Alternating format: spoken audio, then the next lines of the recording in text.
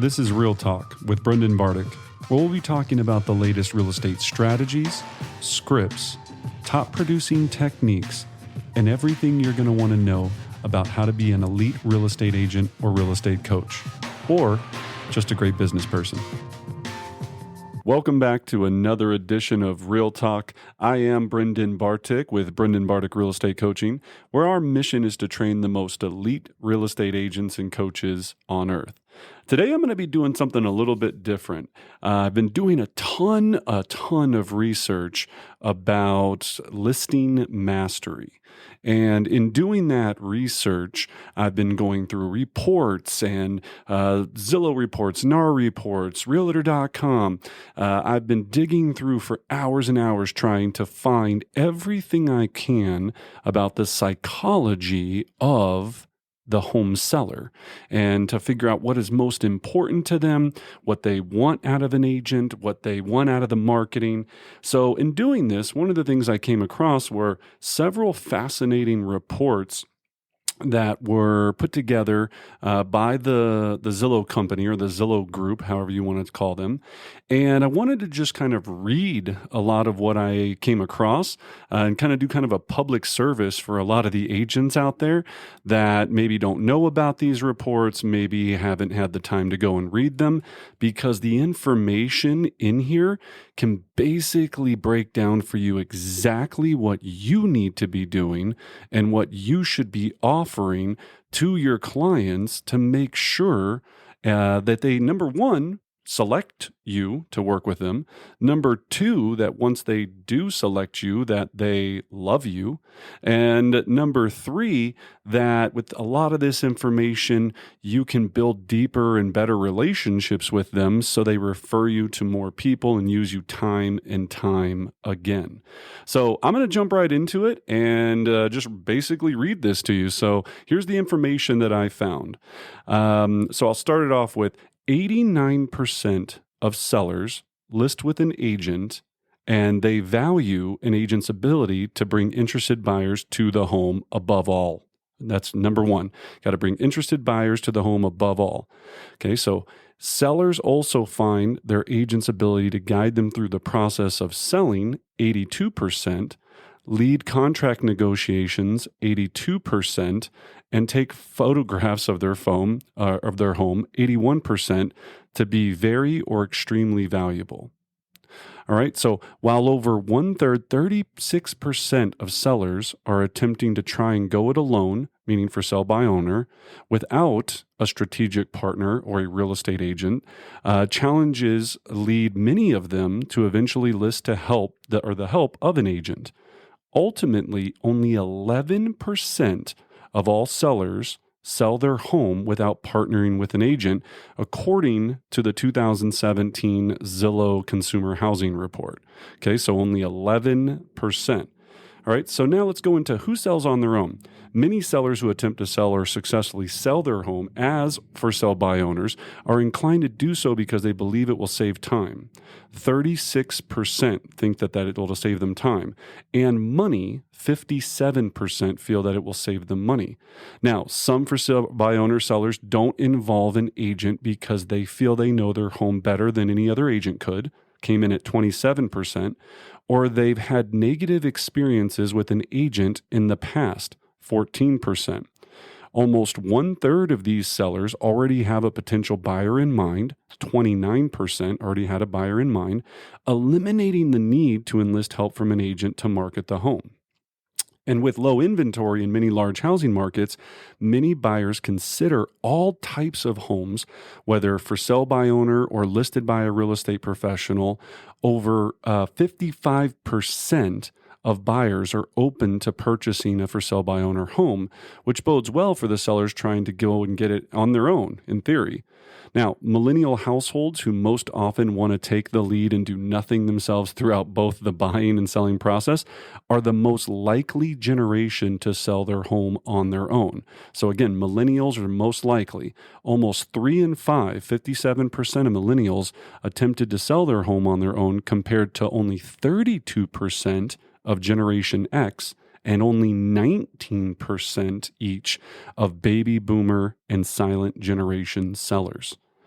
So sellers moving from urban areas, half of which are millennial households, also are more likely to sell on their own. 47% more likely than rural owners, 33%, and then suburban, 29% of home sellers.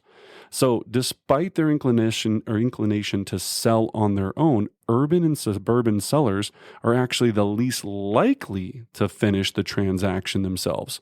Only 10 to 11% of those that group will end up selling it actually on their own without leveraging an agent at all in the process. While rural sellers are the most likely to sell without the help of an agent at 16%. But still, only 16%. So for all those people that go, oh my gosh, for sell by owners, I don't want to deal with them. I mean, think about the opportunity here. 10% for any, urban, 16% only for farm or rural areas. All right. So now let's go into minority sellers who are typically slightly younger than Caucasian white sellers and more likely to be living in urban areas, more frequently attempt to sell their home on their own than Caucasian white sellers. More than half of Hispanic Latino, 58%, and half of American blacks, 50%, and 42% of Asian Pacific Islanders sellers try to sell on their own, compared with only 32% of Caucasians and whites, according to this Zillow report. So finding an agent. So finding the right agent can be troublesome. Nearly 1/3, 31% of sellers who use an agent to sell their home say it's challenging to find that right strategic partner. Similar to buyers, sellers frequently find their listing agent through referrals. About 24% found their agent through a referral. Online, 18%. So online resources that came in at 18%, or they had a past experience with this agent, came in at 17%. So think about that for a second, right? I want to break that section down. So 24% came by referral, 18% online, while 17% came by past client. Obviously, they used the agent in the past. Okay, so that's huge when we really think about that. Now, Millennial and Generation X sellers are significantly more likely to find their agent using online resources. 28% of them, in fact, did that, and then only 20% of Generation X, and then only 10% of Baby Boomers, and only 1% of Silent Generation sellers use the internet to find their agent. Okay, so it goes from 28 to 21 to 10 to 1 when you look at those generation gap differences. All right, so minority sellers are significantly more likely to find their agent online than Caucasian white sellers. 26% of Asian Pacific Islanders and 27% of African American and 30% of Hispanic Latino sellers found their agent online, compared with just 16% of Caucasian white sellers. Okay, so just 13% of first-time sellers use an agent they had experience with previously. Let me say that again. And just 13% of first-time sellers use an agent they had experience with previously, while nearly a quarter of them, 24%, rely on online resources to find an agent. Where in contrast, 24% of repeat sellers use an agent they've worked with previously, and just 1 in 10 use online tools. 1 in 10. It's crazy. All right. So sellers seek multiple agents. Now, let's figure out kind of what's the thought process and how they figure out who to go with. So, as it's hard to find the right real estate agent, savvy sellers, like savvy buyers, meet with more than one agent to ensure they'll be satisfied throughout the entire process. Nearly 4 in 10 sellers, 39%, use an agent that considers multiple agents. So they consider multiple agents, with 21% reaching out only to 2 agents and 18% reaching out to 3 or more. So let me explain that again. So nearly 4 in 10 sellers, 39%, consider multiple agents. Only 4 in 10 consider multiple agents, while 21% only reach out to 2, and then it drops to 18% that reach out to interview 3 or more. Okay. Now, however, the number of agent sellers reach out to decreases as the seller gets older. So over half, 53% of millennial sellers consider more than one agent. So the younger you are, the more that you go kind of comparing. So compared with 36% of Generation X, 31% of baby boomers, and only 25% of silent generation sellers who contact multiple agents, which could be due to the fact that these older generations who are likely repeat sellers rely on agents that they have previous experience with. Okay, isn't that fascinating? All right. Now, like millennials, first-time and urban sellers are more likely to consider multiple agents or interviewing multiple agents. This is likely because almost half of these sellers are, in fact, millennials. Those young sellers account for 50% of households selling a home in an urban location and 46% of first-time sellers. Now, nearly half, 49% of sellers in city centers consider multiple agents, compared with 38% of sellers in rural locales and 33% of all sellers in suburban areas. All right. Now, similarly, 43% of first-time sellers consider more than one agent, compared with only 34% of repeat sellers. So that was a lot of data there. What it really, really breaks down to is what you can see here is that the largest market, so let me tap into these again, okay, of where sellers first learn of their agent. Let me break this down as best I can, okay? 21% a referral from a friend, relative, neighbor, or colleague, okay? Now, then 4% of that, so still referral, was a referral from another agent. Okay, so you're really at 24%, meaning that it was referred to somebody by referral. So that's a big piece. So 4% from another agent, meaning, hey, I got somebody moving from Tampa to Denver or whatever it is, 4% there, and then 21% from a friend, relative, neighbor, or colleague. All right, that's the biggest one. Then we go to 17% past experience with the agent. So again, they used this agent to either buy the house, had some sort of experience with them. So 17%. So think about how much market is open there for the people that aren't even using the people that they are, the agents that aren't marketing to their past clients. What an opportunity there. Okay. Now it goes to 15% where they knew the agent from the community. Okay, so remember the neighborhood, in quotations, expert, right? When you look at that, that's because they knew the agent from the community. So that could mean that they are in the same golf area. They do the local garage sales together. They do all of this. So 15% know them from the community. Okay, from there, it drops to 10% where they're found on a real estate website or app. Okay, 10% real estate website or an app. All right.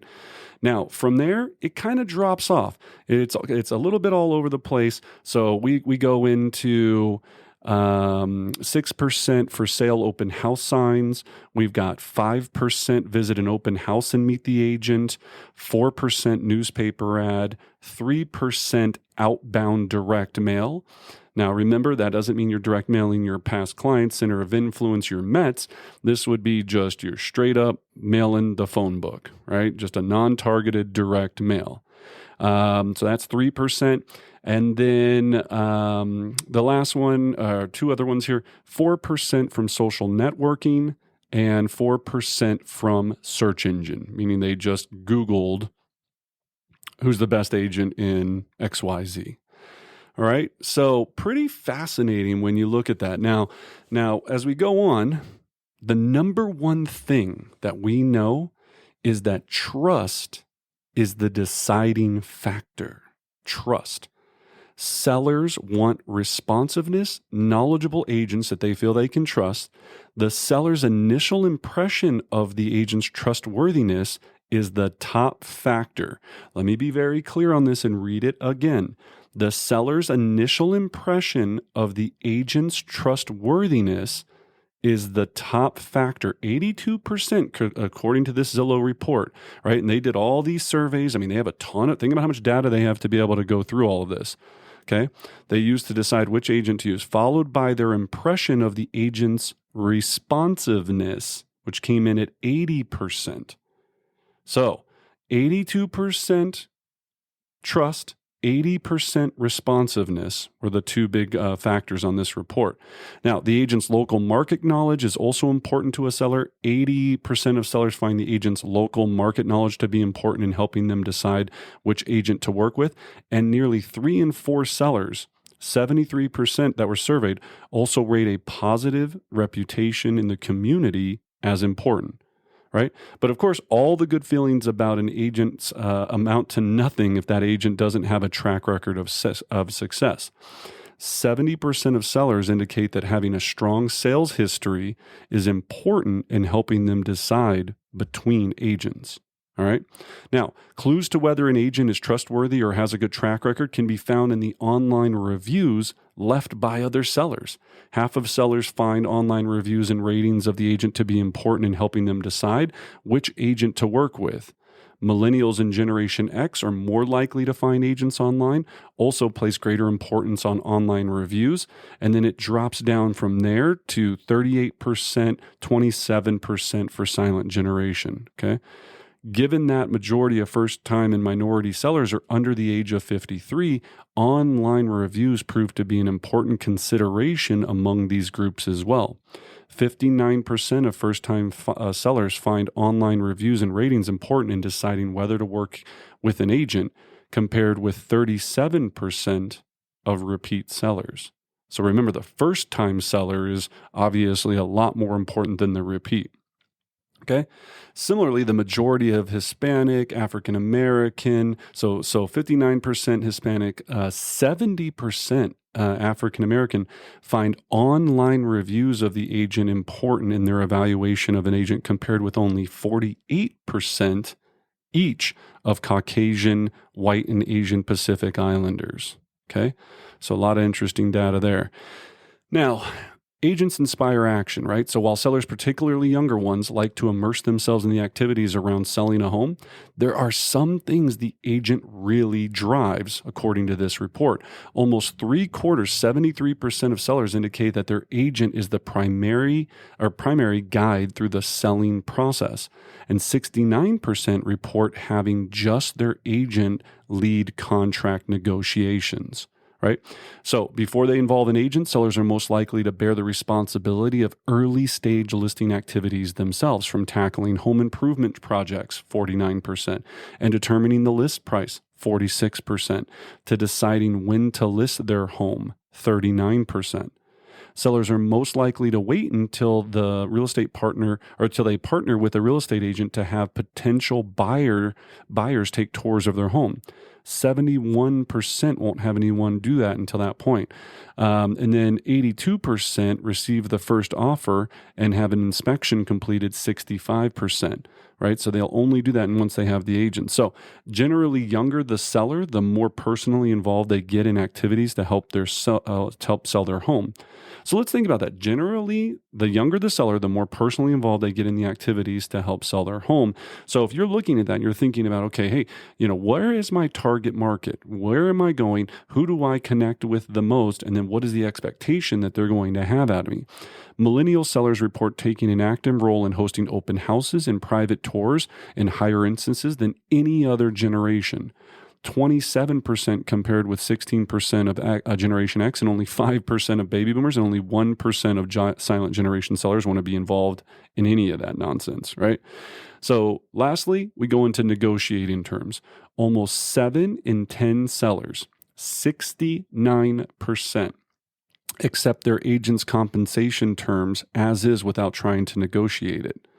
For the first 31% of sellers who do negotiate, just under half, 49%, are victorious in feeling that they change some or all of those terms. Those who do try to negotiate are usually millennial sellers, perhaps reflecting their desire to take charge in all parts of the selling process. Only 40% of millennials attempt to negotiate terms, compared with 30% of Generation X, 20% of baby boomers, and only 27% of silent generation sellers. However, millennials are generally less successful.